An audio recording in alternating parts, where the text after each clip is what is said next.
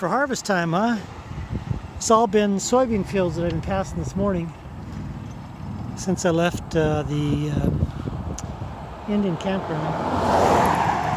Here comes another one right here.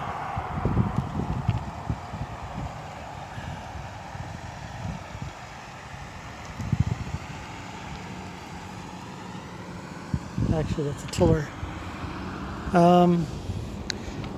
I've seen a couple fields that look like they're just ready to go as far as harvest, and most of the others look like they're still at least maybe a couple weeks out or so.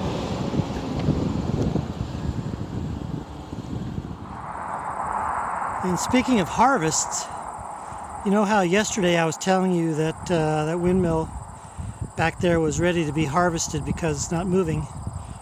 These ones here still have probably another couple weeks to go before they get harvested and then replanted. So it's interesting to see how different planting times of things correspond to harvest times. You believe me? That's 127, US 127. That's southbound, that's northbound. This is roughly the route I'm paralleling on into Lansing in a few days.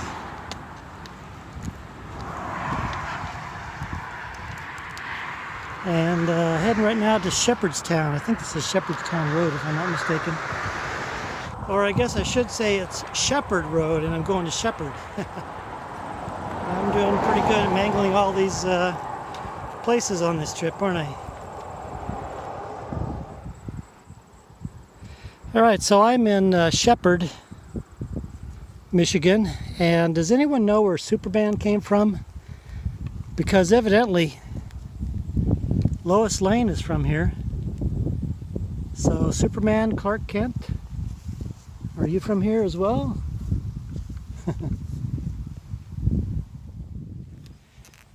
Well, I didn't expect to, but I've taken a little stroll through the little town of Shepard here. It's a nice, it's one of those places you'd think of in a movie, you know? Little quiet streets, tree-lined, well cared for homes. Nice and quiet, seems peaceful. Let's go take a look at the main part of Shepard.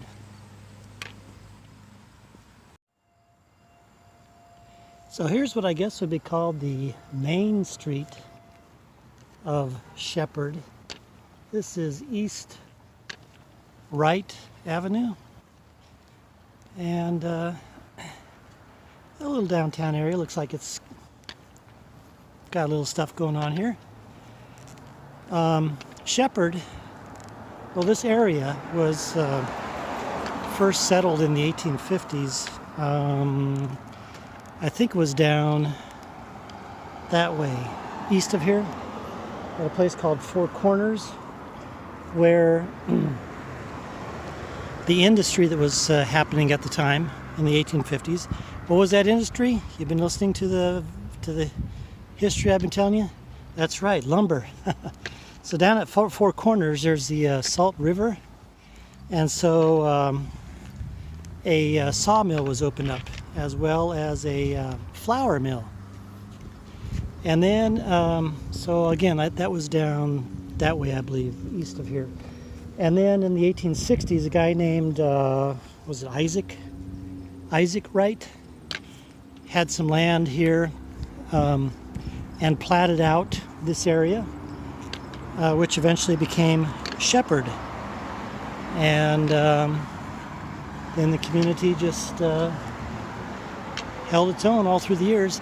There were a couple periods where some of these buildings burned and then were rebuilt.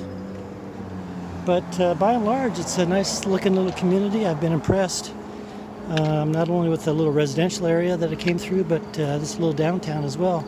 And the other thing too, for all you, another thing. Shepard is famous for the Maple Syrup Festival in late April, I believe. And for all you Chicago Cub fans,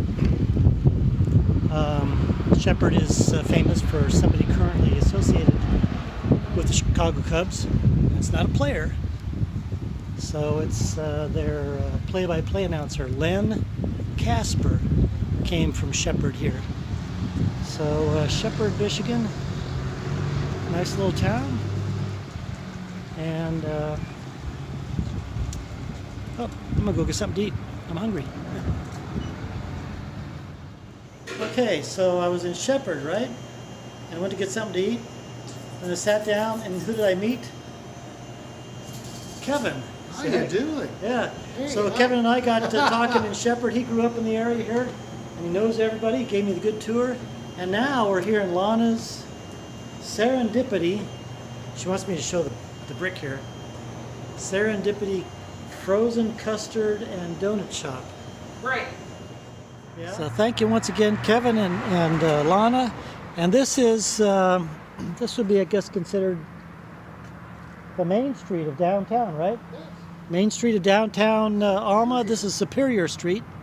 And it's really pretty, isn't it?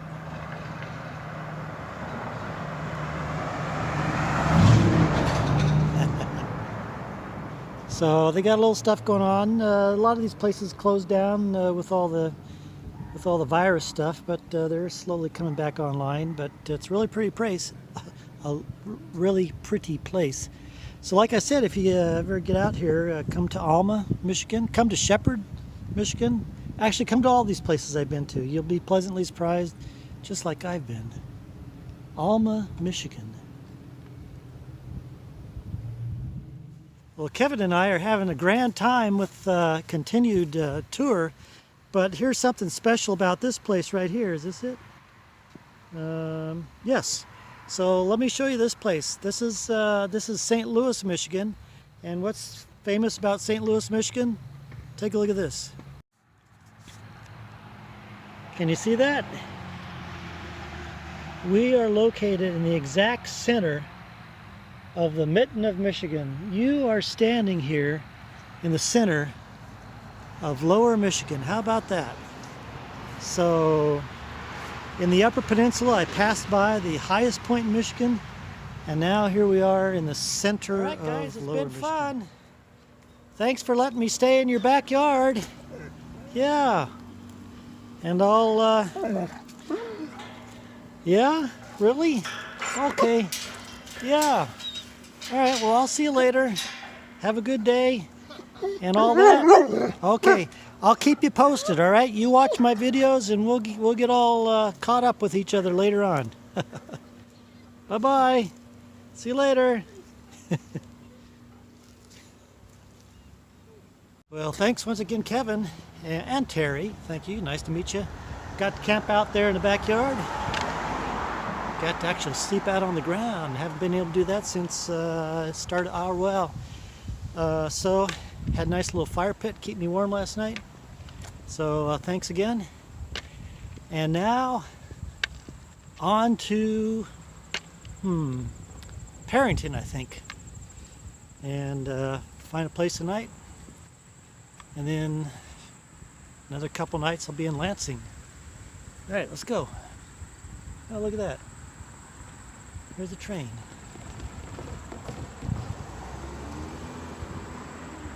Oh.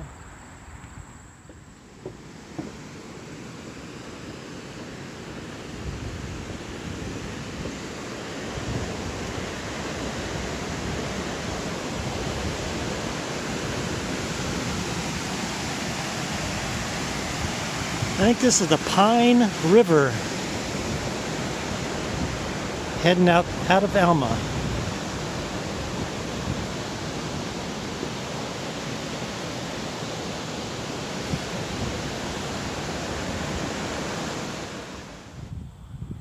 Well, here's a first. I was just thinking about this the other day.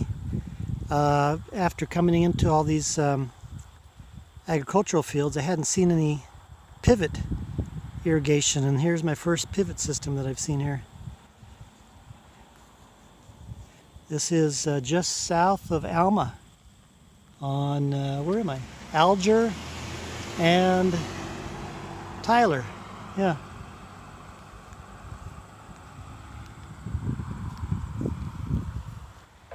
Continue on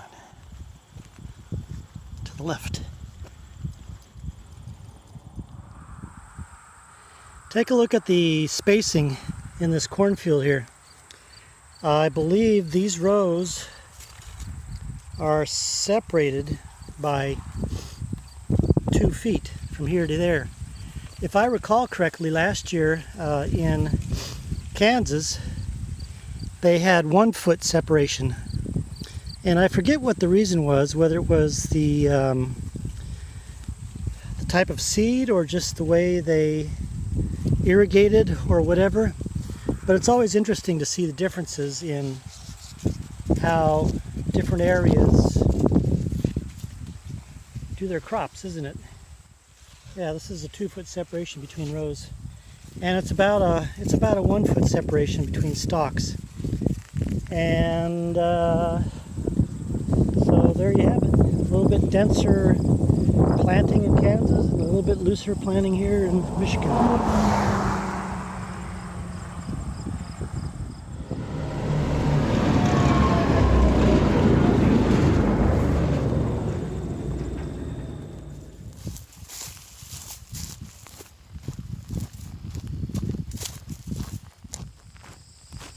This has been a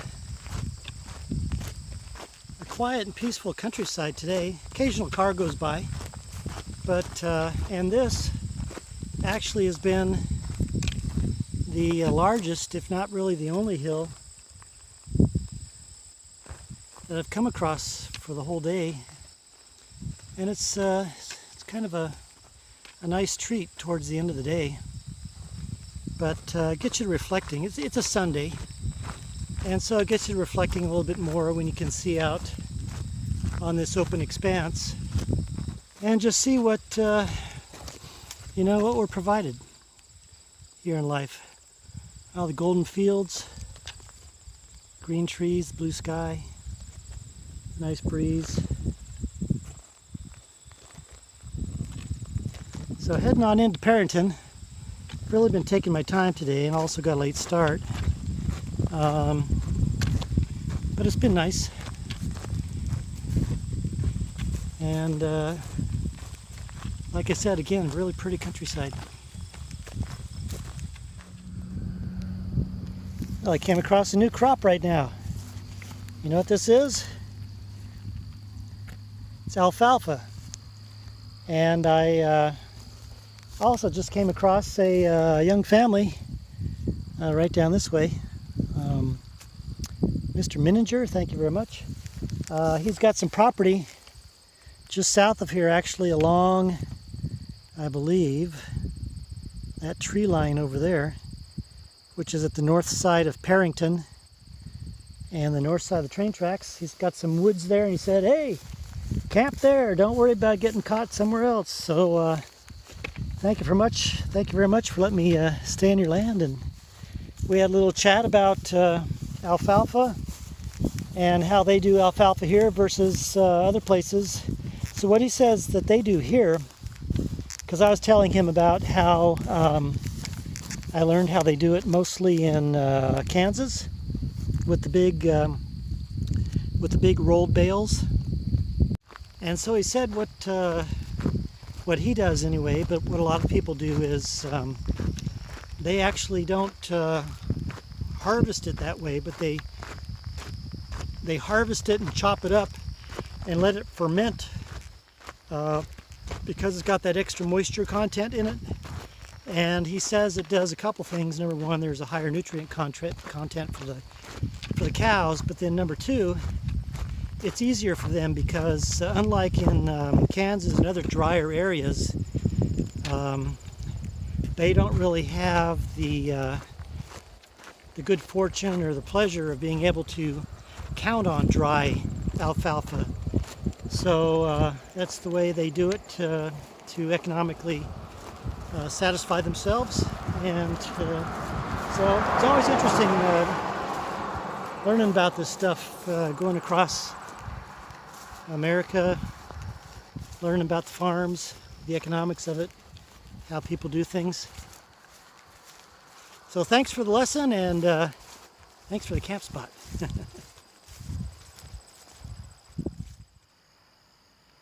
I just ate over at a place called Rainbow Inn in Parrington. So thank you for the good food, and thank you guys for the company. And now I got a little bit of a treat here. Get to walk up these train tracks a little bit and find a spot over here on Mininger's land, Mr. Mininger. And looks like the tracks are used. Doesn't look like too often, but they're not rusted out. So maybe I'll get a little train noise to rock me to sleep tonight. And then the town of Parrington's right there. I'll tell you a little bit about it in the morning. I'm going to get set up here before the sun comes down.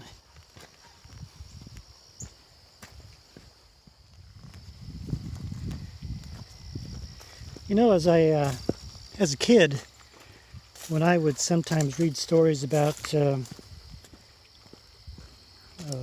people who walked train tracks on a part of an adventure, journey, discovery, many years ago, of course. I always thought it was always kind of a romantic kind of sounding type of thing to do, but you know, it's pretty difficult actually walking on train tracks. You got to get your steps just right.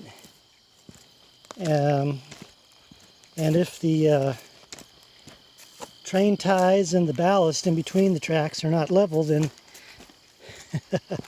if your stride isn't just like in line with the trestles, man, it's a lot of work. But this is kind of the fun part of the journey, right? Just going up the tracks and see if you can find the spot that he told you to go to.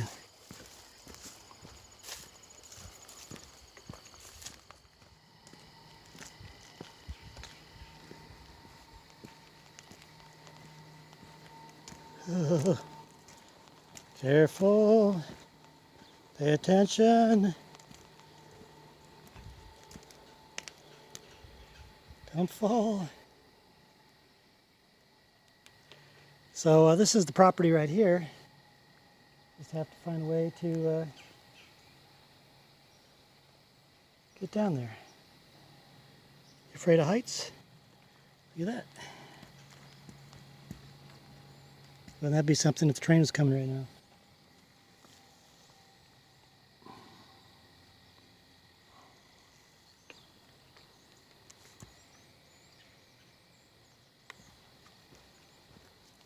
Oh, and look at this.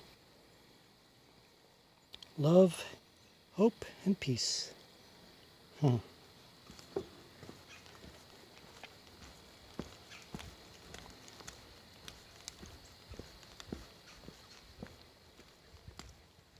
Well, this was a cozy campsite last night. So thank you very much again, guys. Nice view of the cornfield and the deer that were out there last night. But it was so cozy. Guess what? That's right, late start. And this time it's really late. It's going on noon. And I got 15 miles to go. So better get everything all packed up and get a move on, huh? Yep. Now, out the same way we came, and then on to Fowler. Oh, speaking of Fowler, does that ring a bell? No, Fowler doesn't ring a bell? Well, I'll tell you about it when I get over there, or get close to it. Well, here's the little town of Parrington, like I told you I'd show you. Not really a whole lot here. Bunch of houses. I think the population's in the 400s.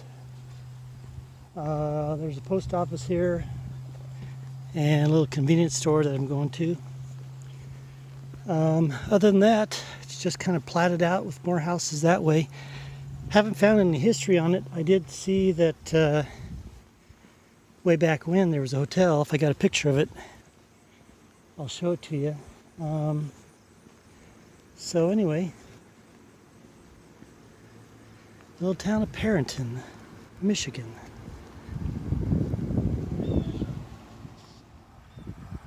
And this here is Robinson Street, which appears to be the main street. Robinson and Fulton, main street of Parrington. And there's the Rainbow Inn. Looks like a little machine shop right there. All right, gotta really get going today, man. Way late. I'm trying to line up a camping spot at a church. And I better get there, huh? Hello, friends. How you doing?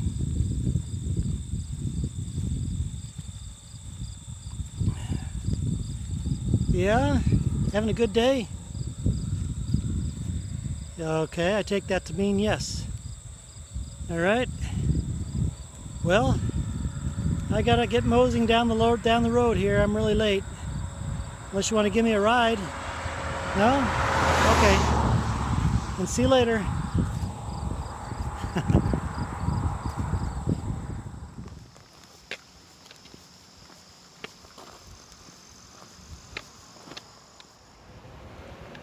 Well, just passing through on the way to Fowler, but this is the town of Maple Rapids. This would be the main downtown drag right here.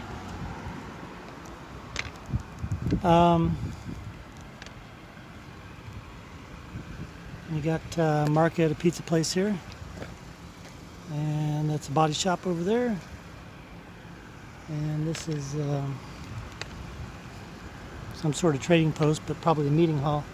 But anyway, speaking of trading posts, Maple Rapids started in the 1830s when George, I think it was George Campbell, bought some land out here, 80 acres I think it was, built a home.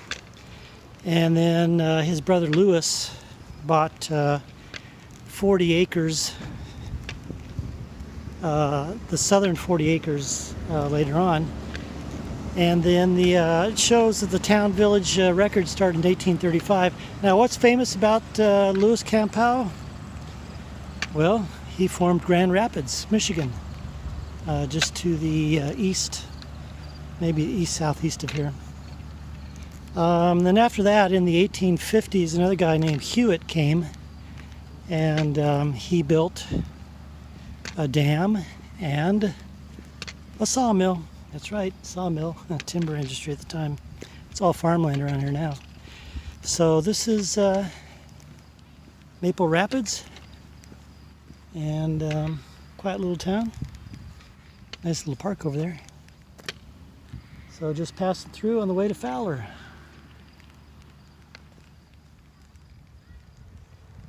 Well, here's the town of Fowler where I stayed last night, and thank you to the folks there and Father Dennis at Most Holy Trinity Church.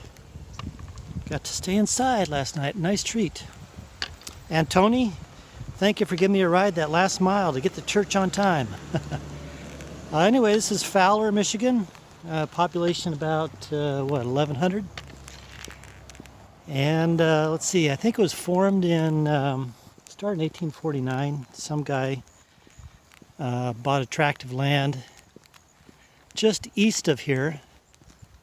And the town was, I think, originally named Dallas. I think he named it Dallas. And the guy that started the town was also the first postmaster. How about that? Then later on, I think it was in the 1860s, there was a guy named Fowler who had a tract of land west of where that Dallas town was, and he platted out this town here. They originally called it Isabella, but the town folk then decided, no, let's name it Fowler for our friend Fowler, who started the place. So that's the quick history on the town of Fowler in Michigan. Farming community, I guess. A lot of farms around here. Let's go take a look at the downtown part.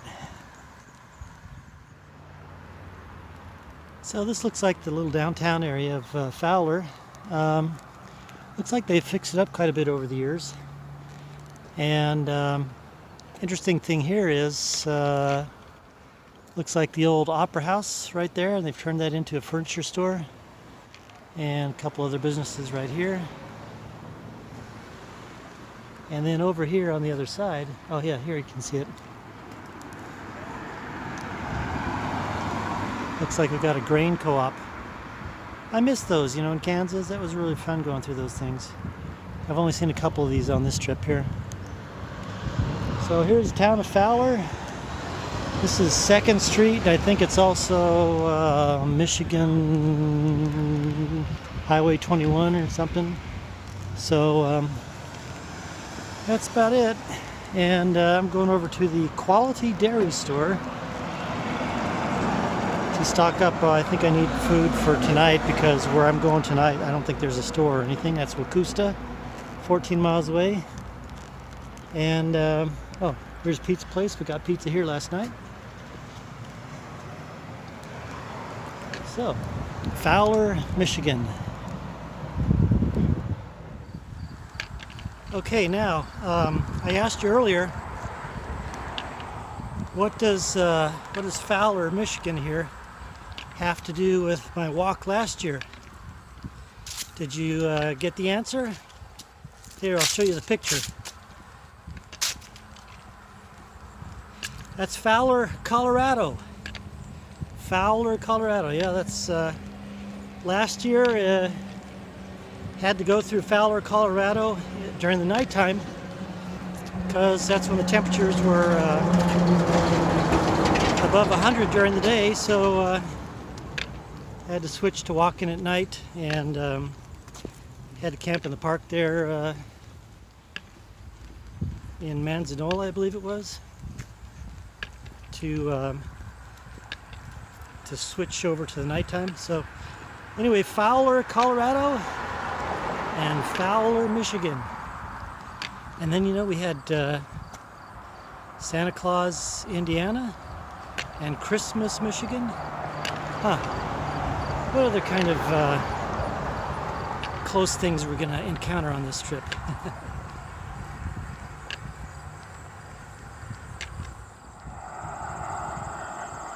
I'm headed over that way shortly. Looks like there's a little virga going on, huh? Wasn't supposed to rain today, so see if that just kind of clears up. What's going on over here too?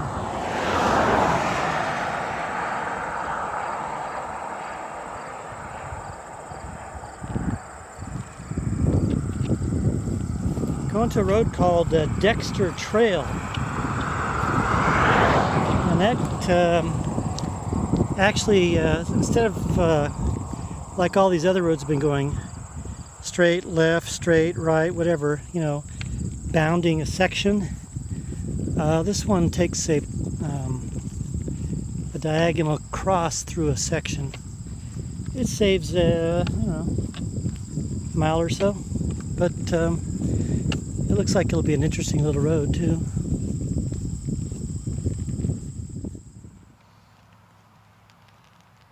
I stopped here for a break at this Fowler Conservation Club. Looks like a nice little park.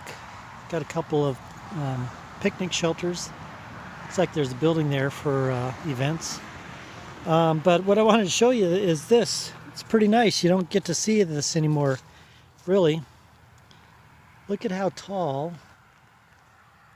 this slide is. Remember these from the old days. Yeah. That thing's probably 10 feet tall. I was tempted to go down it. But yeah, don't get to see them much anymore, you know. Liability things and all that, especially in the city. But thank you, Fowler Conservation Club, for keeping this thing. Yeah, it might be even 12 feet tall. Oh, I bet it's fun. All right, on to Dexter Trail. Turn down the diagonal. And I'm just making it a slow day. I've got 11 miles to get to Wakusta, or I guess I'm just stealth camping in the park tonight. And then about 9.5 miles into the west side of Lansing tomorrow, and a couple days off.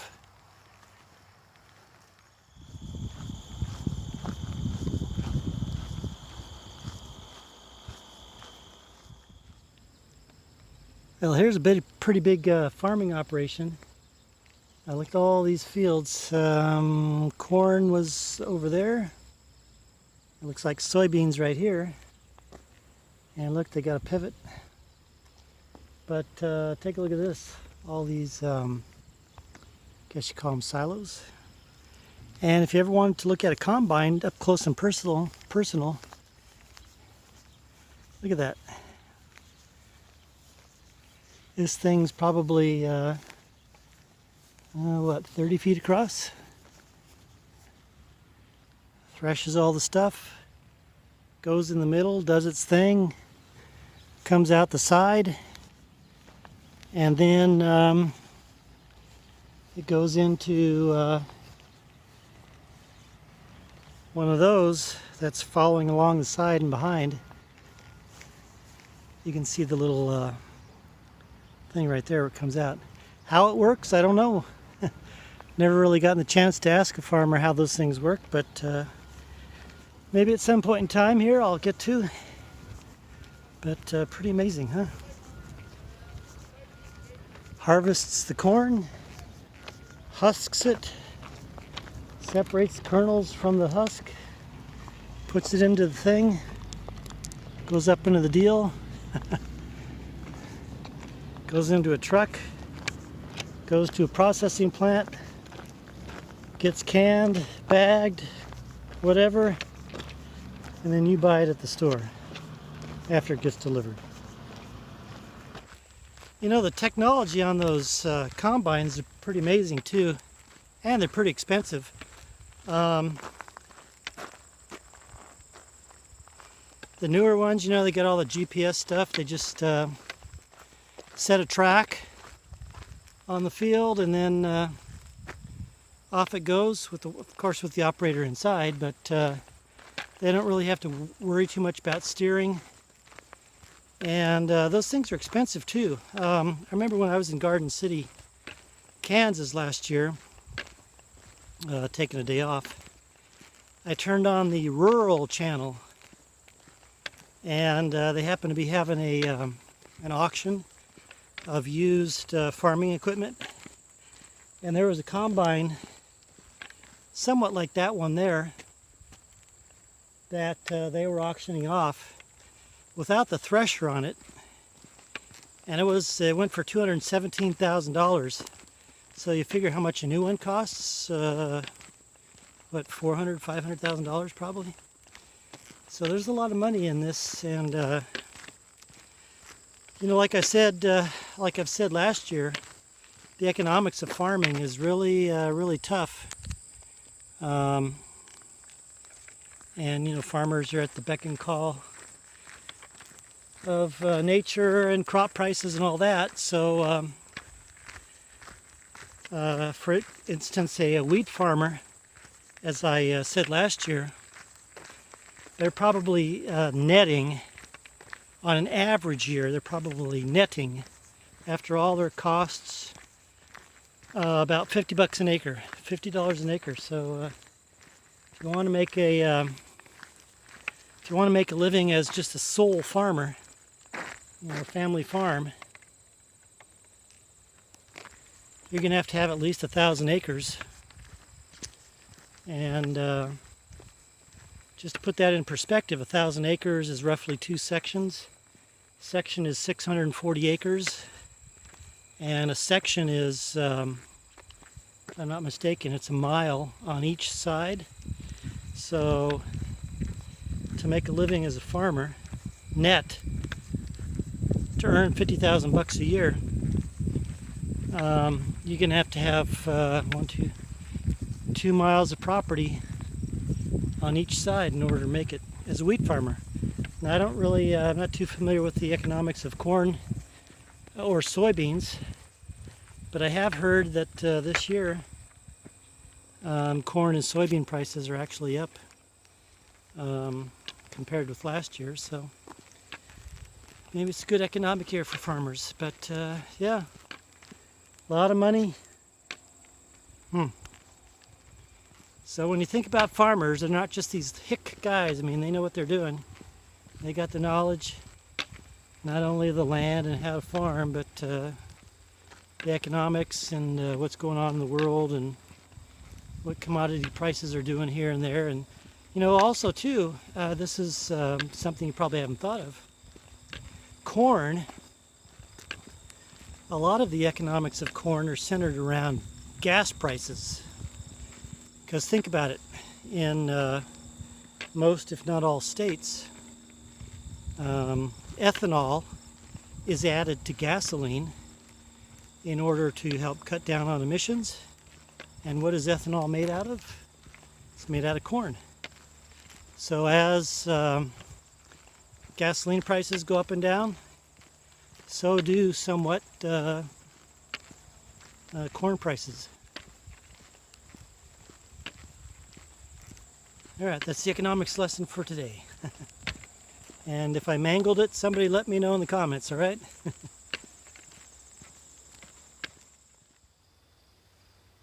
Well, the second cemetery in just as many days came at just the right time for a break.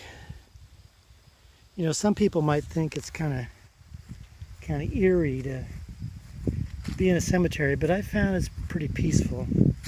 Whether I'm just taking a break or camping overnight in one, there's something calming about it.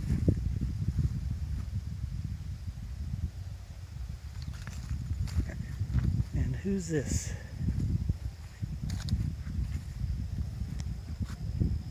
I think this is the person that was born the earliest here.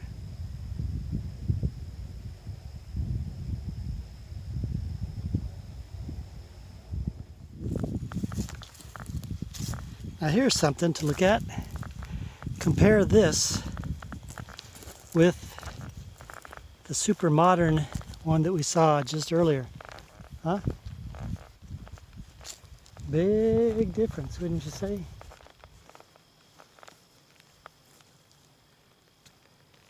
It's really interesting to see all these things.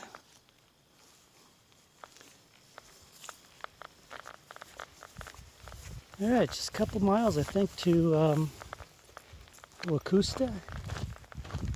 I'm gonna stealth camp in the park there, and that's about it. About another, I think, a couple hours to sunset. Good morning. There's an excitement in the air. Do you see it? Do you feel it? Oh, after 10 days on the road in this section, I'm getting into Lansing for a couple days off. And then after that, I think my next section coming up, I get into Ohio. I'm pretty sure. And I'm thinking that might be a 9-day section. So, and what was also nice too is I got to stealth camp here in this park. So, in Wacusta. So 9.3 miles, and it's early morning, so gonna have an extra half day that I didn't really expect. And and then 2 days off. And then when I leave,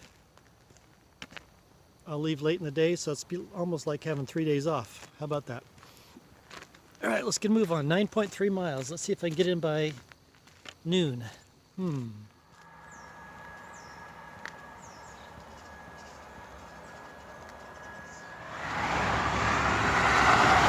Well, here's kind of a shock to the senses. I've been coming south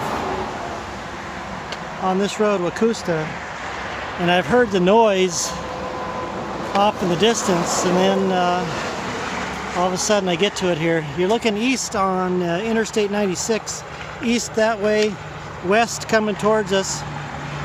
That's looking into Lansing, or towards Lansing.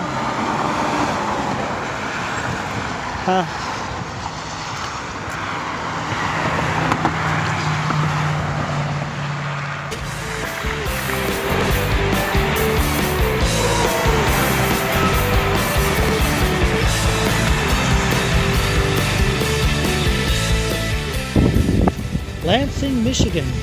Nice place. If you ever have a chance to get out here, come down and see it. Come up and see it.